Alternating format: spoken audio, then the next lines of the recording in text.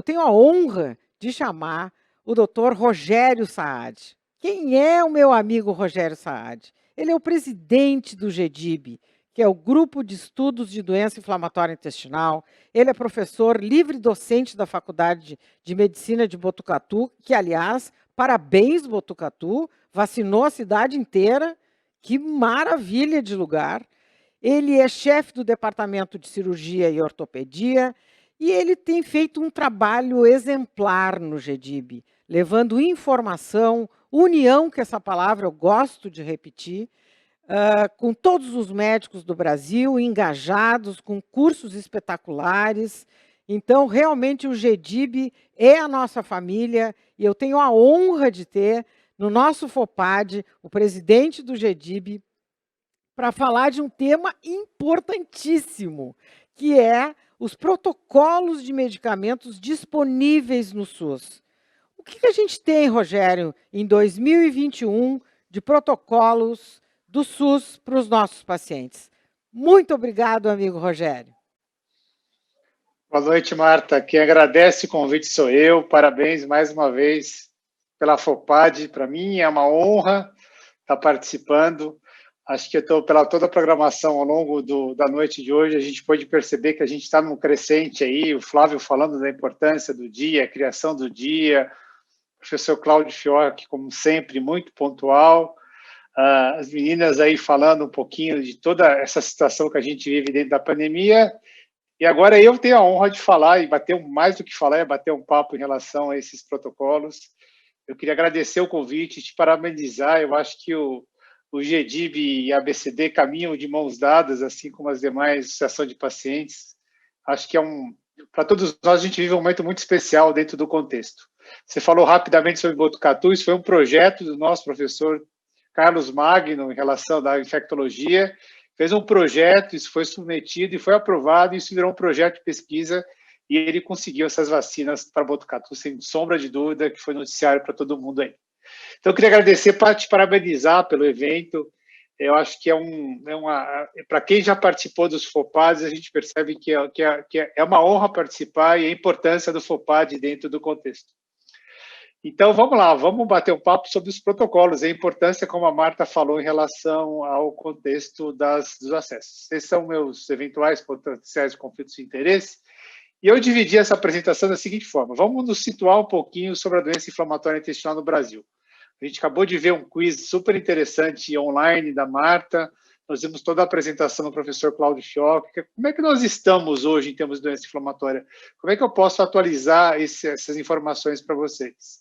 O acesso. O que nós, médicos, e vocês, pacientes, precisam entender de uma maneira muito objetiva. Os pacientes são super empoderados, acho que o nível de informação que vocês têm é sensacional. Tal do PCDT. As informações, por favor. Quer dizer, o que a gente precisa saber? Eu vou tentar complementar tudo isso para responder a pergunta que foi alvo desse convite. O que a gente tem disponível? Então, vamos nessa sequência para a gente montar nosso racional para essa apresentação. Vamos situar um pouco sobre a doença inflamatória intestinal no Brasil. Acho que muitos de vocês já viram esse mapa. Esse mapa mostra como é que está, principalmente Estados Unidos, Canadá, Europa, que tem uma alta incidência, e nós aqui, como é que nós estamos? Nós temos uma incidência intermediária e vários trabalhos de pesquisadores do Brasil, esse é um trabalho do Rodrigo Gasparini, que mostrou como é que está em termos de Brasil de uma maneira geral. Quer dizer, a gente está, como o professor Cláudio Fiocchi falou, a gente é a bola da vez. Quer dizer, o que aconteceu nos países industrializados e desenvolvidos está acontecendo em termos do Brasil. Então, a gente está observando um aumento da incidência e da prevalência. E o trabalho do Rodrigo mostra exatamente isso, uma incidência e prevalência muito próxima aos países norte-americanos e Canadá e Europa. Obviamente que a gente tem uma diferença, tem vários outros trabalhos em termos de Brasil e a gente tem uma diferença em termos de Brasil, que é um pouco do que o resultado desse quiz que a Marta mostrou. Onde é que estão os pacientes, fundamentalmente? Existe diferença em relação aos países? Nós vamos ver que, em estados, a gente vai ver que realmente existe. Esse é um trabalho muito interessante do André, o grupo de pesquisa lá do Rio de Janeiro, que eles levantaram, entre aspas, a caixa preta, como a gente diz, do SUS, e fizeram esse trabalho. E vem exatamente ao encontro desse número que a gente viu aqui, ó, retocolite, pacientes, uma faixa etária entre os 30 e 40, 50 anos, e a doença de Crohn um pouquinho mais, uma incidência um pouquinho mais jovem. Mas vejam que, predominantemente, pacientes do sexo feminino e pacientes jovens, o impacto super importante. Olha que interessante a incidência que ele observou, que está realmente dentro desse crescente entre 2009 a 2017, quer dizer, a gente está observando isso, como o professor Cláudio Fiocchi muito bem disse antes da minha apresentação. E olha que dado interessante, a prevalência, eu acho que em parte isso está superestimado, mas é até acima de alguns países industrializados. Então, a gente está vivendo um boom das doenças inflamatórias intestinais, e aí vem esse contexto que você comentou, né, Marco? O tempo do paciente para fazer o diagnóstico e todo o impacto dessa jornada do paciente. E olha que interessante, eles cruzaram esses dados, primeiro, em relação às regiões do país, a gente pode observar aqui que é um pouquinho para cima do Trópico de Capricórnio para baixo, é onde a gente tem uma incidência muito maior, que em parte foi essas respostas aí que a Marta viu em relação aos nossos pacientes, tanto para retocolite como doença de Crohn. E quando eles correlacionaram isso com a taxa de urbanização, vocês podem observar aqui, que aqui é a taxa de urbanização e aqui é a incidência observada em relação a esse contexto. Então, existe uma correlação muito importante. Da mesma forma, em relação ao índice de desenvolvimento humano. Então, mostrando que aqueles fatores que o professor Cláudio Fiocchi falou, da exposição, tipo de alimentação, os fatores emocionais, estresse, vida, poluição, tudo isso interfere diretamente na incidência das doenças inflamatórias. E aqui isso também vem em conta do que a Marta acabou de falar, onde é que estão, principalmente em relação à distribuição de medicamentos dos pacientes. Olha aqui, ó, maior parte em relação à terapia biológica sudeste, depois veio o sul, terapia convencional, e os biológicos muito nessa região, que guarda essa relação direta com a distribuição dos pacientes. Esse é um trabalho muito interessante da Renata, que quando a gente vai estudar um pouco doença inflamatória e as demais doenças imunomediadas, a gente percebe que a doença de Crohn e retocolite, elas são mais precoces, e isso tem um impacto muito grande nesse trabalho que ela observou, que quanto tempo os pacientes perdem. Aqui, olha, 20% dos pacientes ficaram afastados do trabalho por muito tempo, enquanto as demais, a artrite psoriátrica e reumatoide tem um perfil um pouquinho mais tardio. O diagnóstico para ela lá, Marta, foi, olha, 3 anos entre o diagnóstico e o afastamento. Bom, esse é outro trabalho da Renata que é muito interessante. Olha que dado legal. Ela mostra o seguinte, ó, que 0,01% dos pacientes aqui em relação ao afastamento, o impacto na vida laboral, o que acontece com os pacientes? 0,1% tem esse pedido, mas em relação ao valor do que é pago por esse afastamento, é 1% do total dos afastamentos. Se a gente pensar que 1% é doença inflamatória, é muito. E olha que interessante os dados aqui em relação à retocolite. Olha a quantidade de dias que os pacientes ficam afastados pela doença. Então, paciente jovem com perda de trabalho. O que a gente precisa fazer nesse sentido? Melhorar desde o diagnóstico até o tratamento. Por que isso é importante? Olha que interessante. Vamos ver como é que é na Europa. Na Europa, olha o tempo que eles perdem em relação ao trabalho. A gente falou em termos de Brasil, quase 1 ano. Lá eles perdem muito menos. Por quê?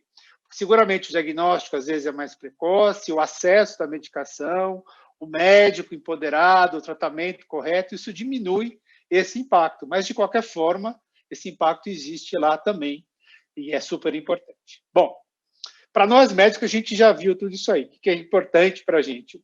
O Antônio Carlos do Rio tem uma frase muito interessante. Quando o paciente nos procura para tratar doença inflamatória, ele não quer saber o que é remissão profunda, ele não quer só mucosa cicatrizada, ele quer uma melhora da qualidade de vida. Isso está no foco aqui, no alvo principal. Mas para isso, por que a gente está falando tudo isso? A gente precisa diagnóstico precoce, ou seja, essa jornada que a Marta falou, o tempo entre o paciente ter sintoma e o diagnóstico, o tratamento correto é super importante a partir disso, e aí nós estamos falando de acesso, que é o tópico dessa apresentação. Então, não adianta nenhum desses outros pontos anteriores se a gente não tiver um acesso de qualidade às principais medicações. Então, o foco da nossa apresentação é justamente o acesso. Olha que interessante, vocês viram aí diversas campanhas pelo Maio Roxo, eu estou com a minha camiseta aqui, ó, do GEDIB em relação ao Maio Roxo, a minha aula está toda de roxa. E como é que é isso fora do país? Olha que interessante. Na Inglaterra, a cada 30 minutos tem um paciente com diagnóstico de colite ou Crohn. Olha que dado interessante e como é o impacto da doença nesse sentido. E 1 em cada 4 desses pacientes são idade inferior a 16 anos. Então, impacto muito importante da doença. Isso também achei muito interessante, quer dizer, a sensação dos pacientes, né? Enquanto meu intestino não está legal, eu estou preso ao meu intestino com limitações importantes da minha vida.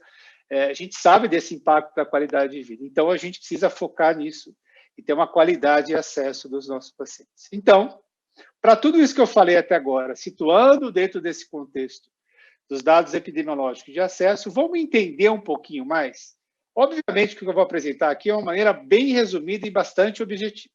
Então, olha, a gente tem lá um fármaco novo, isso passa pela Anvisa, como a gente viu nas vacinas, né? Isso está muito na moda. A Anvisa aprovando, isso vai para o Ministério da Saúde. A gente tem 2 braços e 2 vertentes. Um lado, que é a Conitec, que é a incorporação pelo SUS, e de outro lado, o rol da ANS, que é o setor privado. Então, a partir dessa incorporação, e por que isso é importante? Porque muitas vezes a gente vê a coisa andar um pouco mais rápido do lado de cá, como a gente percebeu, com mais drogas disponíveis do que do lado de cá, que é um outro dado. Então, nós vamos focar hoje a nossa apresentação fundamentalmente do lado esquerdo de vocês. Então, você tem todo um processo de submissão, aprovação, consulta pública, várias campanhas que todos nós fazemos, Associação de Pacientes de GDIB, e aprovação para a gente ter essa incorporação do SUS. Então, o tal do PCDT, o que é isso?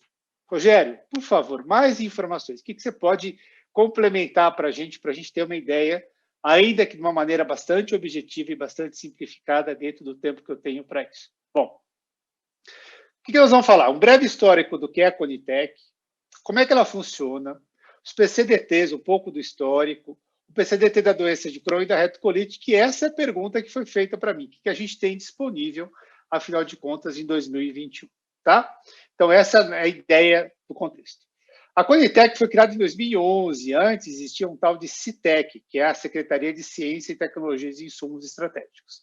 Então, qual que foi a ideia da Conitec? Mudar tudo isso para ter uma agência, um órgão regulador que pudesse dar mais agilidade com os seguintes objetivos. Quando é que foi criada essa comissão? A comissão foi, como disse, em 2011. Qual era o objetivo fundamental?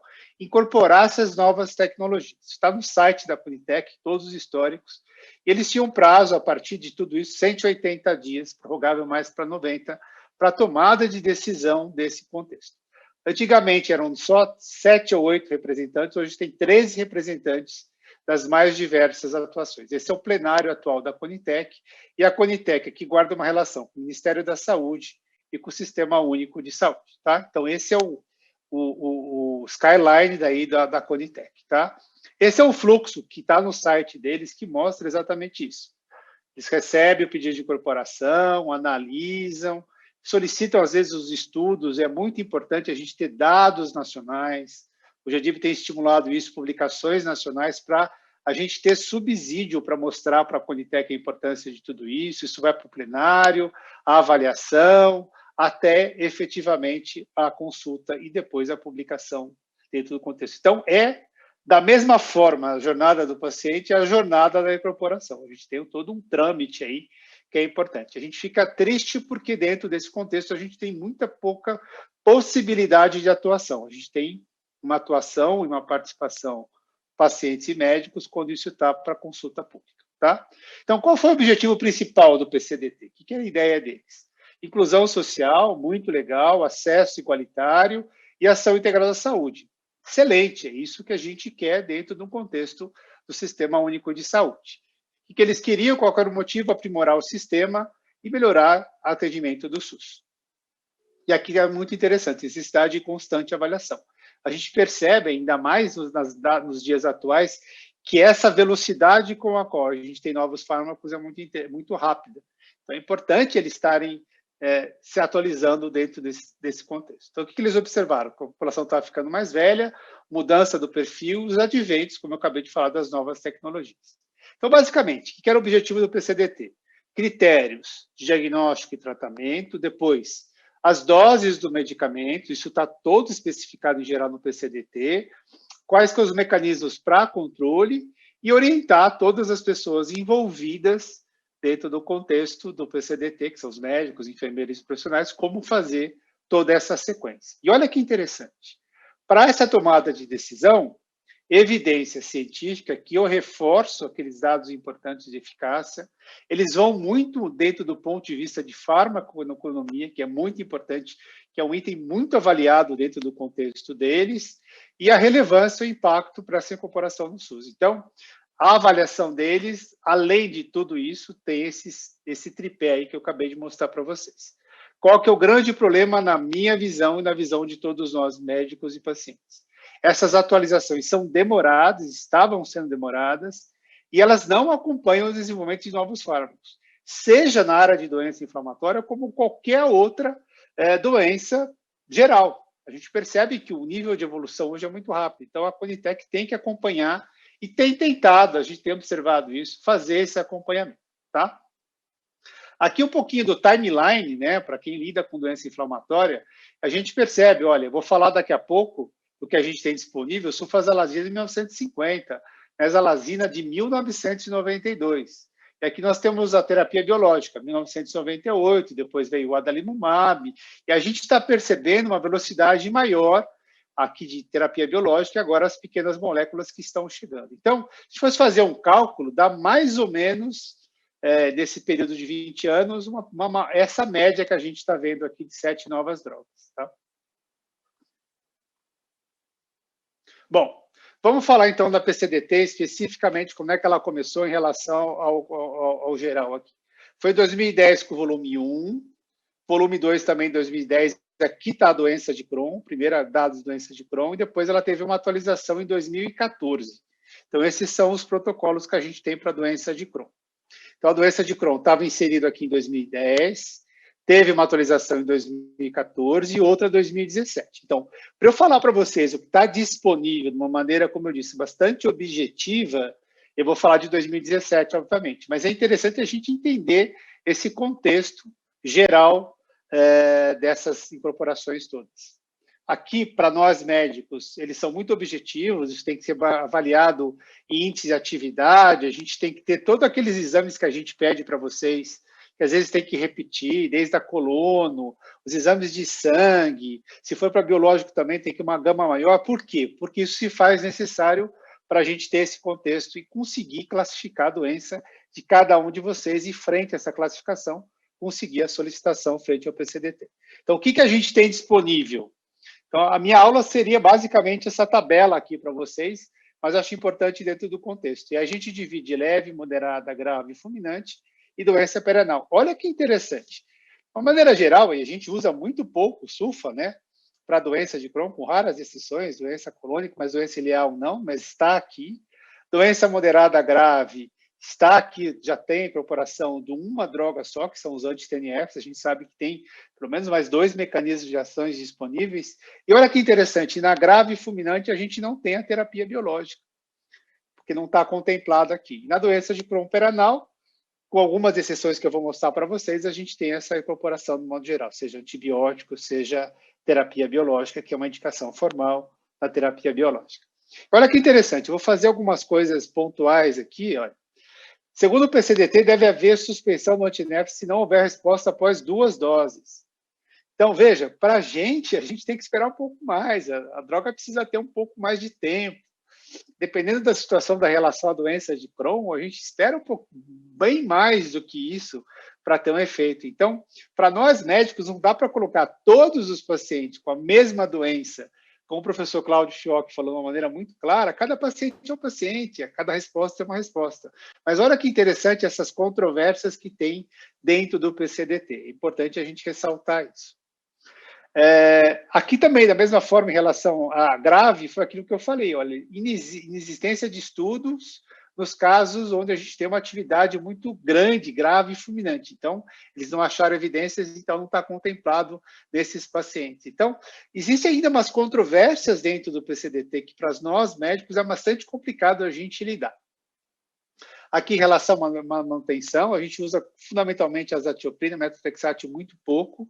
E olha que ele fala, em monoterapia pode ser considerado para manutenção com pacientes induzidos. Então, olha o contraditório.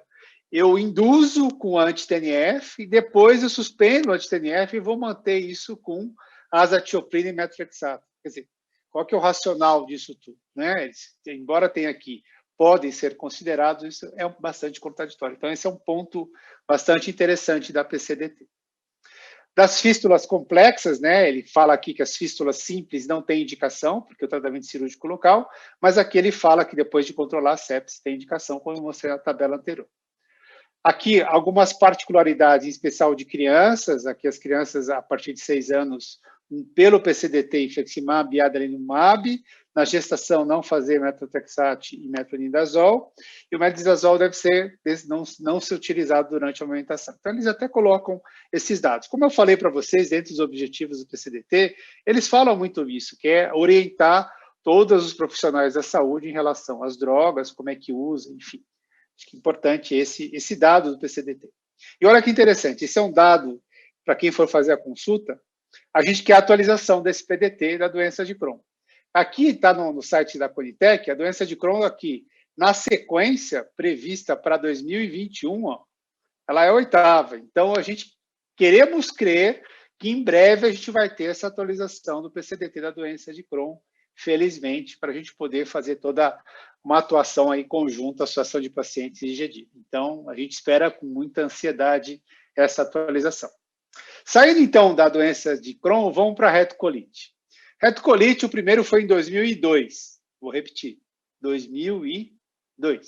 Está aqui as diretrizes. O objetivo é vocês não lerem, mas dentro desse fluxograma, as drogas que estavam previstas, olha aqui, ó, sulfa, mesa, corticoide, azatioprina, 6-mecatipurina e ciclosporina. Era isso em 2002. E vocês viram lá no nosso timeline que já tinha, na época, infliximab disponível. Tá bom. O que nós temos em 2002? Vamos tentar recordar. Foi a fundação do GEDIB. Tá? Então, lá em 2002, foi o primeiro PCDT da retocolite e culminou justamente com a fundação do GEDIB. Isso aqui é uma foto histórica. A Marta, a querida Marta, está aqui, ó, junto com todo um grupo que criaram o GEDIB. Esses são nossos fundadores, das quais a gente tem muita honra, porque a partir daí criou-se o GEDIB do jeito que ele é hoje. Bom, tudo isso para falar para vocês que 18 anos depois, vou repetir, 18 anos depois, eu mostrei toda a evolução das medicações, tivemos essa atualização finalmente esperada da retocolite. Tá? Esse aqui é o site da Conitec, publicado em 2 de abril de 2020. E aí tem toda a participação sensacional aqui da primeira FOPAD que a gente teve lá no Senado, que foi super interessante, que realmente foi um divisor de águas. A Marta me convidou, eu tive o prazer de falar, que a gente estava com a Vânia em relação à visita que a gente fez na Conitec. Então, todas essas forças de mãos dadas, de pacientes, sociedades médicas, eu acho que foi importante para a consolidação e conquista efetiva dessa atualização. Então, esse é o relatório de recomendação e esse é o protocolo. Então, veja, 18 anos, que é o que a gente esperava para 2020 em relação ao contexto. Da mesma forma que a doença de Crohn, a gente tem que classificar vocês, enquanto pacientes, baseado em índices de atividade e gravidade e localização. E o que a gente tem disponível hoje, felizmente, dentro do contexto? O que a gente teve a incorporação do infliximab e do vedolizumab, nos casos de moderada grave, e no caso de colite fulminante aguda, infliximab. Então, acho que foi uma conquista para todos nós. Obviamente que, de acordo com a extensão, a gente tem as medicações disponíveis, e aqui a gente tem a ciclosporina na colite. Então, acho que o maior ganho para a gente foi esse aqui, embora a gente já tenha mais uma terapia microbiológica disponível para a retocolite e uma pequena molécula chegando, e mais algumas chegando, que a gente gostaria que isso fosse incorporado, que está dentro do contexto, dentro da atuação atual, inclusive uma delas é para consulta pública agora, que é uma das pequenas moléculas que eu acho que é sensacional a conquista. De novo, características algumas de pacientes pediátricos, acho que não é objetivo, mas saibam que o que tem disponível também, a gente sempre tem que pensar nas faixas aqui de pediátricos e gestantes. No pediátrico, eles colocam somente o infliximab, e aqui o vedolizumab, a importância pela sua seletividade do uso em gestantes. Tá? Aqui também, só para mostrar para vocês que isso é dividido em setores, né? Proctite, retite, depois colite moderada, pancolite moderada, e finalmente aqui os casos onde a gente tem a aprovação para a gente usar tanto o infliximab quanto o vedolizumab. Tá?